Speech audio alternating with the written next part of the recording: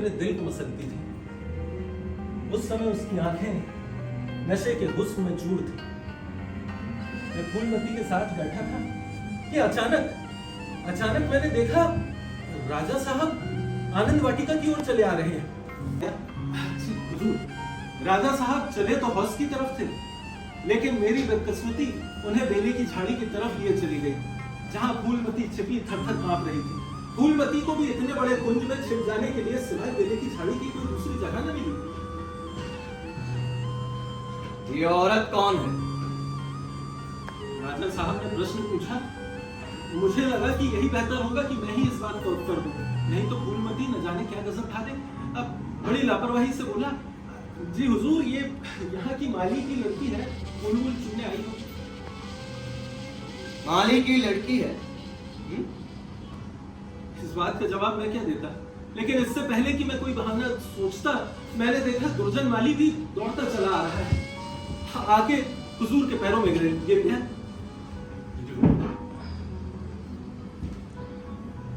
ये तुम्हारी लड़की है? जी हुजूर।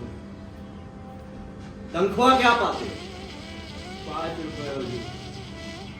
लड़की कुंवारी है या ब्याही? अभी कुंवारी है हुजूर। या तो तुम चोरी करते हो या कहीं डाका मारते हो, वरना तुम्हारी बेटी रईसजादी बनकर घूम कैसे सकती है?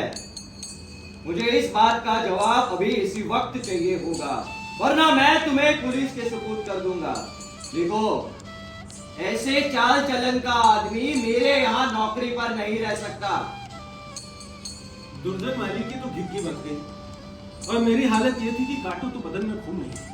समझ गया कि आज मेरी शामत सिर पर सवार है, ये मुझे खत्म करके ही दम लेगी। बोलते क्यों नहीं? चुप क्यों? ये सब मेरे बूढ़े हुए नसीबों का फेर है हुजूर। इस लड़की ने हमारी नाक काट दी, उसका नाम मिट्टी में मिला दिया हुजूर। मैं कहीं मुंह दिखाने के लायक नहीं रहा हूँ। इसे समझा बुझा कर हार गया हुजूर, लेकिन इसे अमीरों के साथ उठना बैठना अच्छा लगने लगा है। और 3 बंधु, आप तो रईसों और अमीरों को जानते ही हैं आजकल कैसे है। क्या इसका किसी सरकारी नौकर से संबंध है? जी हुजूर। उसका नाम बतलाना होगा, कौन आदमी है वो बताना होगा। जब कहेंगे बता दूंगा हुजूर। साथ को क्या आज? राजा साहब टहलते हुए आनंद वाटिका से बाहर चल अंदर। और अपनी मोटर पर सवार हो महल को चल दिए।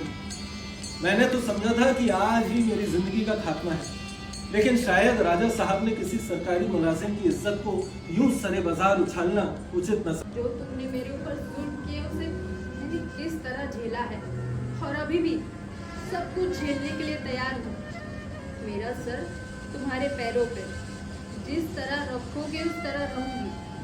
लेकिन मुझे आज मालूम हुआ कि जैसे तुम खुद हो वैसे दूसरों को भी समझते हो। मुझसे भूल अवश्य हुई है, लेकिन इसका मतलब ये नहीं कि तुम मुझ पर ऐसे संदेह करो। इस औरत की बातों में आकर मैंने घर का सारा चिट्ठा बयां कर दिया। देखो, मैं समझती हूँ कि मुझे ऐसा नहीं करना चाहिए था, लेकिन कुछ तो उस औरत की हमदर्दी ने और कुछ मेरे अंदर सुलगती हुई आग ने मुझसे एक भूल करवा दी। अब तुम जो सजा देना चाहो मेरे सर आपको पकड़। क्या कहा तुमने उससे? घर का सारा हाल मैंने उसे यहाँ तक कह दिया कि इधर 3 महीनों से घर खर्च के लिए तुमने एक ढेला तक न दिया है, और इसकी चोट मेरे गहनों पर पड़ी है। तुम्हें शायद मालूम नहीं, लेकिन 3 महीनों में 450 रुपए के जेवर बिक चुके हैं। मैं नहीं जानती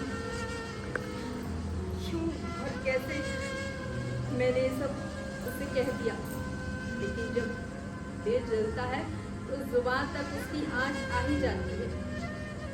लेकिन जितनी बड़ी भूल हुई है उससे कई गुना सख्त सजा तुमने मुझे दी है। मेरे जवाब सुनने का भी इंतजार नहीं किया। खैर, तुम्हारे दिल की कैफियत तो मुझे मालूम हुई। तुम्हारा दिल मेरी तरफ से साफ नहीं है। तुम्हें मुझ पर विश्वास ही नहीं है, वरना एक भिखारन के घर से निकलते देख तुम मुझ पर ऐसे शुभे ना करते। अच्छा ठीक है, तू जाओ अंदर।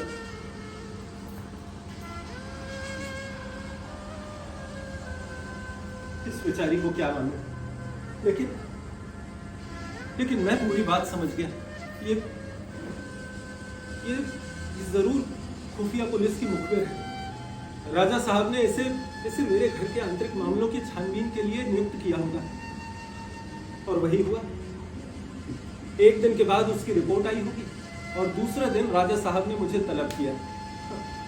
मैं तो अपनी किस्मत का फैसला पहले ही कर चुका था, लेकिन फिर सोचा कि वक्त से पहले ही क्यों जान लूं। अपने दिल को संभालते हुए राजा साहब की खिदमत के लिए चल निकला। मुझे बड़ा अफसोस हो रहा है कि जो बात मुझे तुम्हारे बारे में मालूम हुई है उसके कारण मुझे मजबूरन तुम्हारे साथ सख्ती का बर्ताव करना होगा।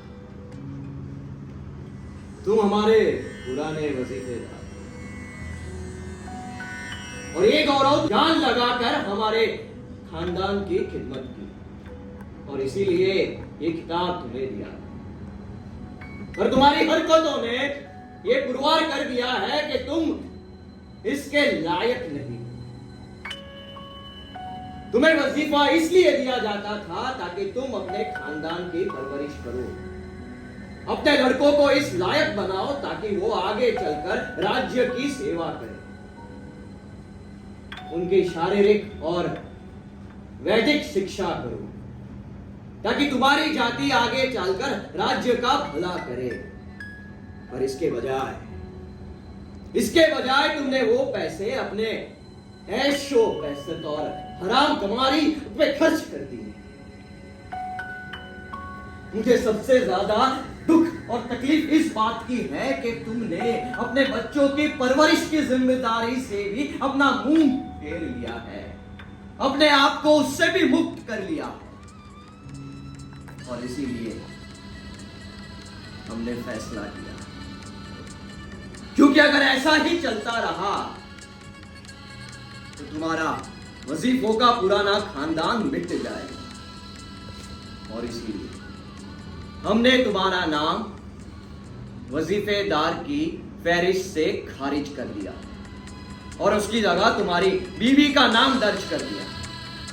अब वो ही लड़कों के पालन पोषण की जिम्मेदार होगी।